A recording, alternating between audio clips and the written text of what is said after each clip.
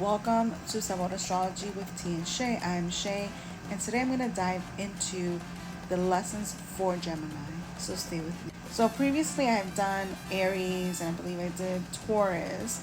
So now what I have next is Gemini, and Gemini is the third sign of the zodiac. So there's 12 signs, and this is the third sign.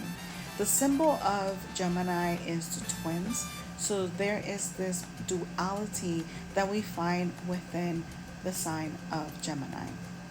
Gemini has this great potential to be very curious. You can think about children when they play around or they're learning something new, or when we're in school and we're learning like science projects and we're building upon these skills of curiosity of the world that is in the environment.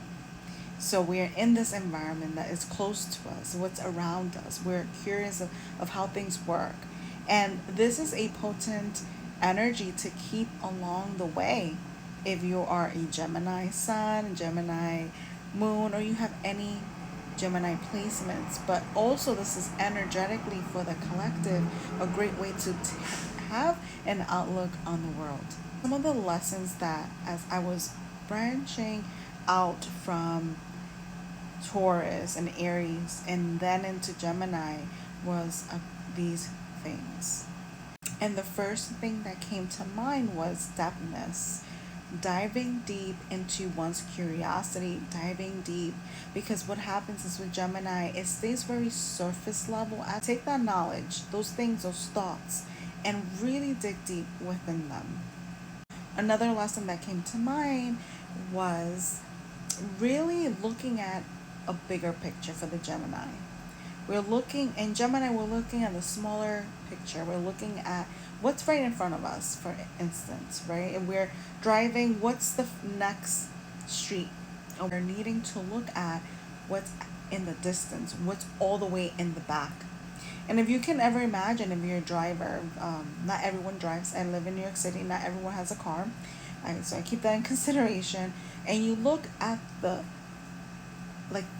miles ahead. That is a lesson for Gemini, to not just look at the next car in front of you or the cars next to you, to really look at what's ahead and be curious of what's ahead. So that's the beauty of Gemini. So I think this is now lesson number 3, is to really work with balancing the mind, right? There is always a decision to be made, or maybe two sides of one coin that we're looking at with Gemini, but how can we balance that? How can we still use both sides of the coin and make a decision? And Gemini is mutable, meaning it's movable. It can really share information. It wants to share that. It wants to make sure that what it is vocalizing is shared with the world. So it's important to balance that out so the nervous system doesn't get overactivated or over exerted. So there's this leveling up of working with the Taurus energy to work with the Gemini energy. Now when we get to Cancer, and we're gonna get into that in the next episode, of what are some of the lessons with Cancer. If you're a Cancer sun, moon, or rising, or have any Cancer placements, this one is for you. And I will see you in the next video. Con mucho sabor astrology.